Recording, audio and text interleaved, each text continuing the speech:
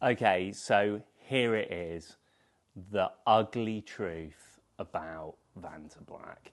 So many of you over the last 5 or 6 years have been asking me all sorts of questions around the Blackest Black, why I made the pink is pink, and the truth about VANTABLACK. There is so much gossip, speculation, weird theories circling around the internet. And the truth is, the jungle drums have been drumming for so long that it's a bit of Chinese whispers. And I think the truth, the real truth, has got lost to the ages of internet time. So I thought, why not just make a really good video and just break it all down for you. Now, first of all, I don't expect you to believe anything that I say. I'm obviously completely prejudiced, as this has been my entire life for the last 8 years. So the perspective I'm going to share is absolutely my perspective, but I'm going to do my very best to be objective for you, to bring information that's real, that you can verify and you can look up. And I'm not going to tell you anything that isn't there in proper, good third-party information. And I would just recommend, if you're ever researching anything, go to reputable, reliable sources. Go to good media outlets, good newspapers, good magazines, because they have journalistic codes that they have to subscribe to, otherwise they can get into a lot of trouble. That means if you're getting your information off a randomer on Tumblr with a strange profile picture, it may not be true. So let's do our best to stick to the facts today and really delve into what VANTABLACK is, what it isn't, and what my relationship with it is. To lay some of these rumours and some of this ridiculous gossip to rest, finally. And again, just don't take my word for it. Do your own research, work it out, and please start questioning what you hear on the internet. Because I can tell you, from someone who's lived this and been front and centre of this for over 8 years, 90% of it is complete and utter nonsense. First of all, who am I and what have I got to do with any of this? I'm Stuart Semple. I'm a contemporary artist. I've been making my art for about 25 years. And colour is a huge part of that, but it isn't the only part of it. Paint making and sharing colours is a very small part of my life. That's the first thing. And secondly, why can you trust anything that I'm going to tell you? Well, I've had a proper book published. I've curated contemporary art exhibitions all around the world, New York, Milan, London. I've had over 20 solo exhibitions of my work all over the world over the last 20 years. I've written for The Guardian, I've written for the Huffington Post, I've written for Vogue, and I have given lectures at Oxford University, Frieze, Denver Art Museum, the Royal College of Art, etc., etc. So art, culture, painting, that's my thing. And it's been my thing for a long time. I wrote for Art of England magazine for over 5 years. So I get art, and hopefully I know what I'm on about. So maybe that's a bit of background that's sort of useful to you. So first of all, what is VANTABLACK? One of the big things that I hear over and over again on the internet is, it's not a paint. Stuart saying we should all have it is ridiculous. It's not a paint. So, first of all, I've never ever claimed that VANTABLACK is a paint. I've never said it, not once. You won't find it anywhere. I never said that. I never said it was a paint, because it isn't. What VANTABLACK is a process that a science lab called Surrey Nanosystems created about 10 years ago. And this process, they can grow nano-sized particles on surfaces in a kind of reactor.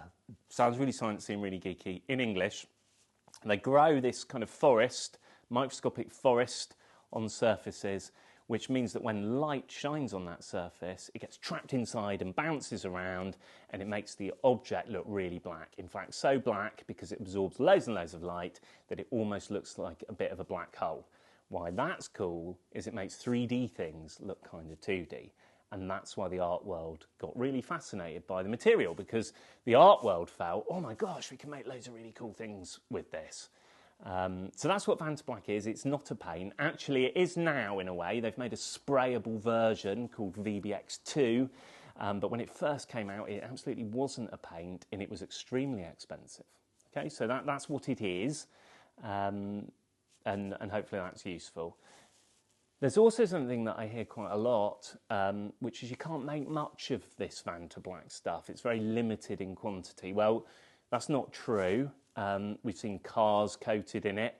In fact, a whole building by Asif Khan for the Olympics was coated in VANTABLACK, a massive, huge building. So there's no limitation to sort of scale with this stuff. We've seen everything from deodorant cans to cars to buildings. So let's put that to bed once and for all, that we can only make a small amount. We can't, especially now it's sprayable. We can make vast quantities of it. So where do I come in, and why have I got an issue with the fact that the creators of VANTABLACK licensed it to only one artist? Well, first of all, let me explain what happened. This lab were making this stuff, and the artist, Anish Kapoor, Sir Anish Kapoor, let's do a bit of backstory. He's a billionaire, pretty much, almost. He comes from a very, very wealthy family, and he has access to all sorts of mechanisms to make stuff because he's a very wealthy guy. And he did a deal with the creators of VANTABLACK that he could be the only artist in the world to be able to use it within art. Okay, within art. That's really important because it meant that if you're a car manufacturer, a fashion designer, a jeweler, an architect, a deodorant brand, or a record label, the creators of VANTABLACK would work with you and help you coat your things in it. In fact, they'd coat your things for you if you paid them money. But if you told them you were an artist, they would basically tell you to get lost because Kapoor had the exclusive deal. Now, in the early days, when this all started bubbling up, they actually made a big thing out of that. They actually promoted that. They did press and media around the fact that Kapoor was the only person who had it. They were almost proud of it. And what that caused was a reaction in the art world where a lot of artists said, hey, this isn't on. Why is he the only guy to have this? This is crazy. So again, I just want to lay another rumour to rest that I invented this controversy. I absolutely didn't. This was rolling for a while. And I found out about it because my mum had read about it in the newspaper because a lot of artists were upset. And knowing that I'm an artist who loves colour, she said, Stuart, have you seen this? Have you seen what's going on? And I felt really upset about it, and it felt completely and utterly wrong. Here's the thing that most people don't know about contemporary art and contemporary artists that I think we need to address in order to even understand why this issue matters. Now, in this day and age, a lot of art is not made by the artist that has the idea. And that's controversial in itself. You know, why should an artist claim the glory for making an artwork if they haven't made it with their own hands?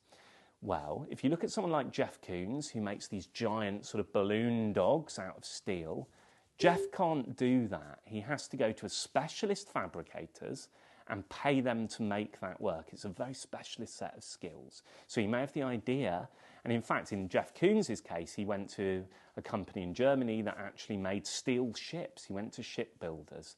And someone like Damien Hirst makes huge, elaborate sculptures, and he doesn't physically make them. Someone makes it for them. A lot like how an architect can draw a building, but they don't have to actually build it. Or how a car designer can draw a car, but they don't actually make the car. And we're in a stage in art that's a lot like that, where artists are using fabricators every day to help them realise their visions. And I've been doing that for a long time myself. When I made a huge sculptural piece for the city of Denver, a massive smiley face to go in an alleyway, it wasn't something I could do myself. We needed structural engineers. What if it lands on somebody's head? How are we going to weld the steel, and how are we going to clad this thing? These artworks are complicated, okay?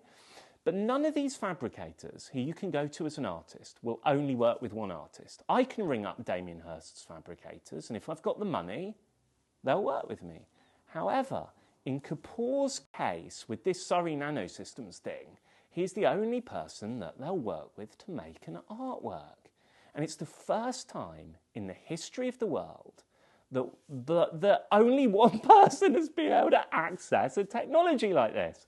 And that's terrible because we should all be able to express ourselves with it. So that's what's going on here with that. And that's why the art world are upset, because we don't understand why our money isn't as good as his. And actually, there's several really big artists, much more important than me, who approached Surrey Nanosystems and said, hey, we want to make a sculpture, we got the money.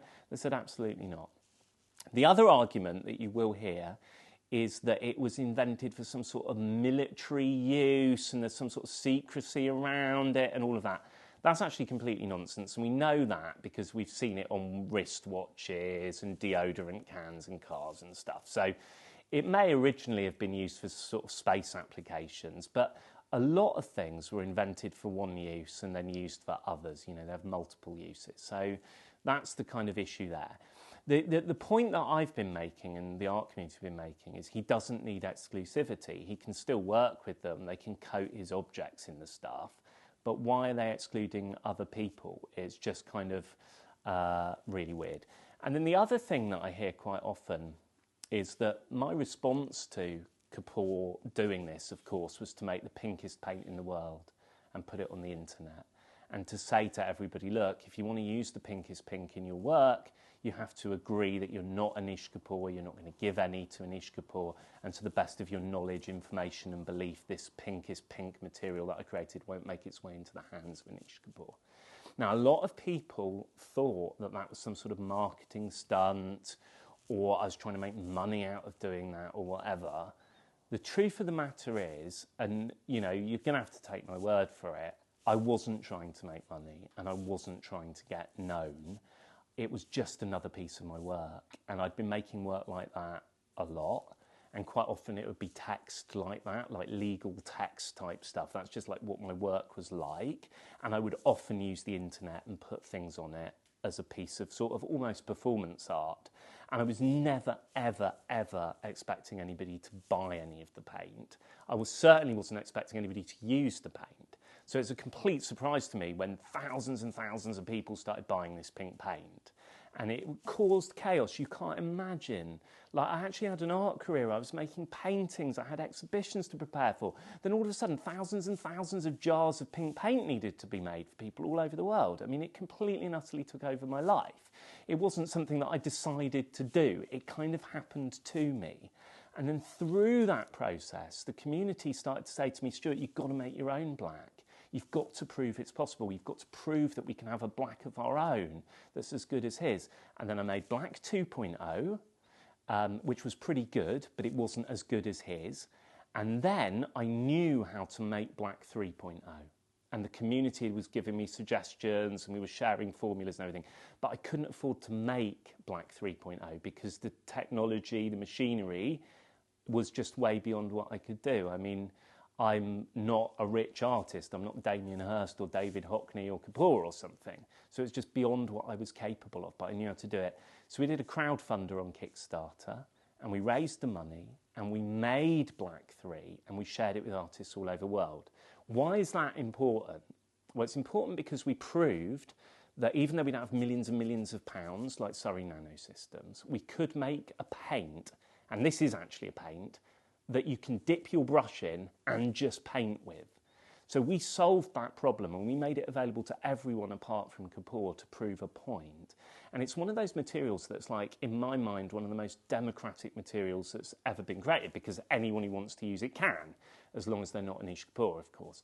And that's really the point, that these huge corporations, these very elite kind of propositions are excluding people, and we've shown that a few indie art people can actually do it, and I think that's the point of that paint. And then, about a year ago, accidentally almost, we stumbled into making Black 4.0, which is way blacker than the Black 3.0.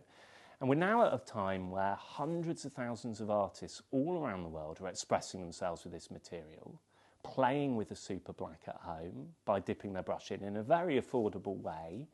And I think we've proved a point that through opening up access to colours, by collaborating as a community, we can actually push the history of paint and materials kind of forward. And I suppose the crux of the whole thing, really the point that I was trying to make all along, I think even with that initial work, was something about exclusivity and elitism. And we can go into this in more detail in another video, but I'm in the UK here now, I'm in England. And in England, we have a class system which doesn't exist anywhere else in the world. There's a sort of caste system in India, which is about as close as it gets. But the class system here is, you've got to understand, unlike America, in the US, if you get rich, you can transcend the class structure. In the UK, even if I was a billionaire, I'd always be working class. The class I'm born into is the class that I am stuck with. So what we have in the art world is people who are born into certain classes, certain elite classes, who have access to things that other people can't. And nowhere is this more rife than in the art world. And when we see people like Anish Kapoor, the billionaire Sir Anish Kapoor, able to procure, use and make artworks that we could just dream about. You can't imagine being able to make a giant chrome bean and putting it in Chicago. That's $20, $30, $40 million to make that.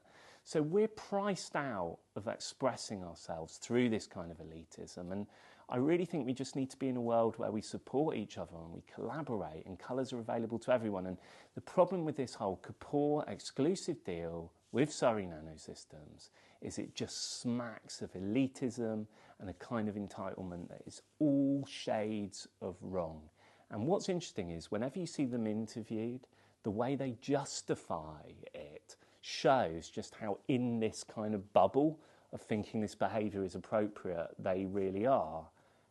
We don't live in a time when that's all right. So I think that we should be using these materials and we should be using art to try and break down these barriers, because at the end of the day, art should be for everyone.